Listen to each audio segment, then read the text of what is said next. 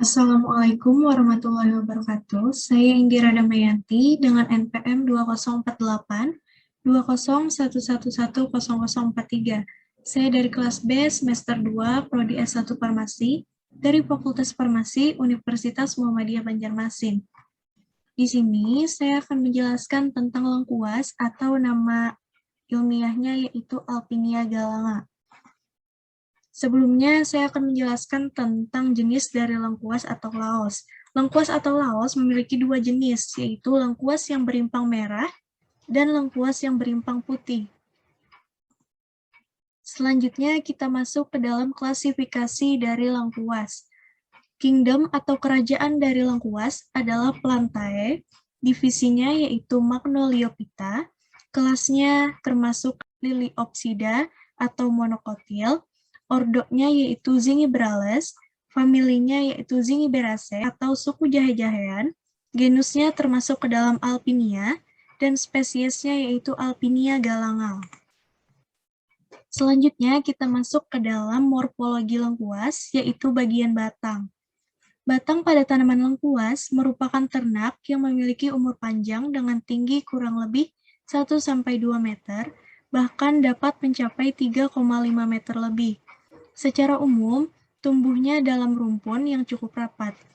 Batang dari lengkuas ini tumbuh dengan tegak serta tersusun dari beberapa pelepah daun yang bersatu membentuk batang semu yang memiliki warna hijau agak keputih-putihan. Selanjutnya kita masuk ke dalam morfologi lengkuas, yaitu bagian daun. Daun dari tanaman lengkuas ini bertipe tunggal, berwarna hijau, dan bertangkai pendek, serta tersusun secara berseling. Bentuk daunnya pun seperti lancet memanjang dengan ujung agak runcing, dan bagian pangkalnya tumpul. Pertulangan daun tanaman lengkuas ini memiliki bentuk yang menyirip, dengan panjang daun sekitar 20-60 cm, dengan lebarnya yaitu 4-15 cm. Pelepah daunnya berukuran sekitar 15-30 cm yang beralur. Pelepah dari daun lengkuas ini saling menutup dan membentuk batang semu dengan warna hijau.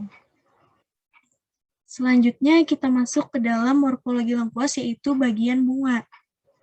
Bunga dari tanaman lengkuas ini berbentuk majemuk dan seperti lonceng yang memiliki bau yang harum dan memiliki warna putih kehijauan dan putih kekuningan.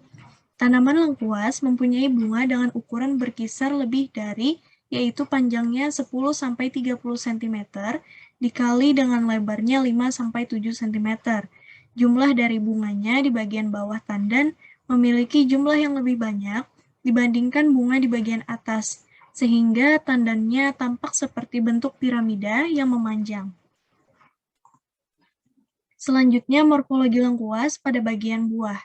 Buah pada tanaman lengkuas ini merupakan jenis buah buni yang memiliki bentuk bulat dan agak keras. Ketika buah masih muda, biasanya memiliki warna hijau kekuning-kuningan, namun ketika sudah berusia tua akan memiliki warna hitam kecoklatan dengan ukuran diameter sekitar 1 cm. Namun, ada pula buahnya yang memiliki warna merah dan terkadang berwarna hitam dengan bijinya yang agak kecil dan berbentuk lonjong. Nah, yang terakhir yaitu morfologi lengkuas pada bagian rimpang.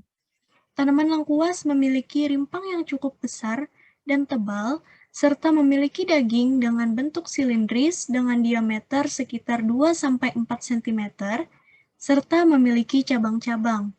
Bagian luar rimpang memiliki warna coklat kemerahan dan kuning kehijauan, dan memiliki sisik berwarna putih atau kemerahan dan terlihat keras dan mengkilap. Nah, selanjutnya ada manfaat dari tanaman lengkuas. Yang pertama adalah anti diare.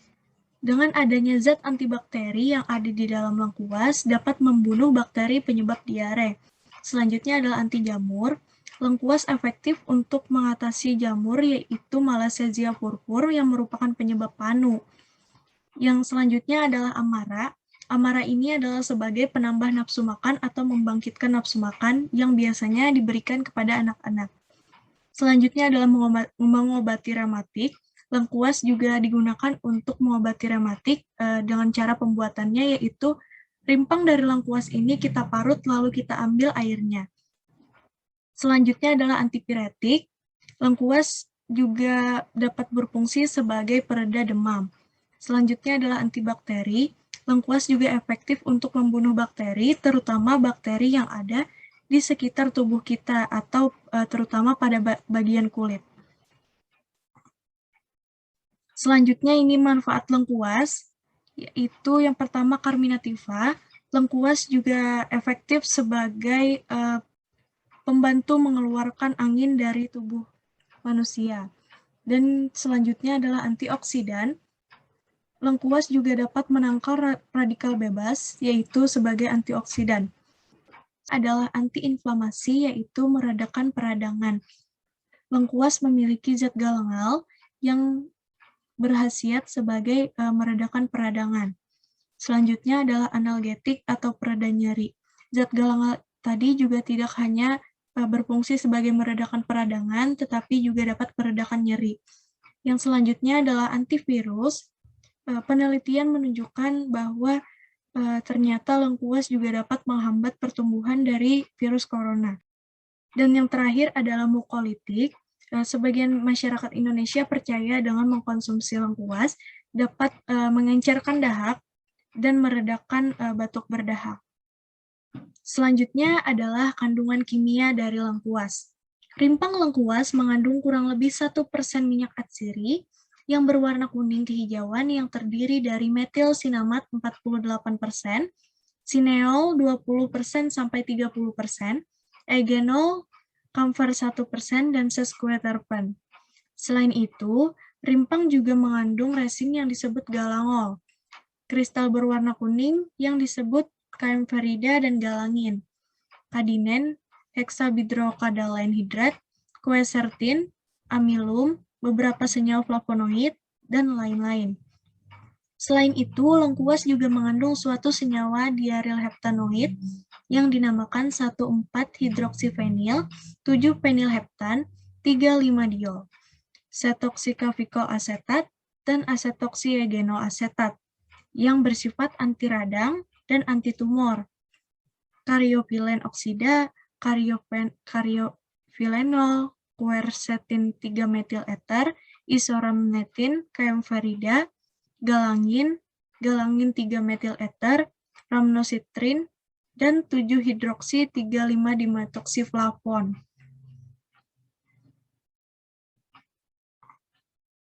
Nah, selanjutnya adalah uji penelitian mengenai lengkuas.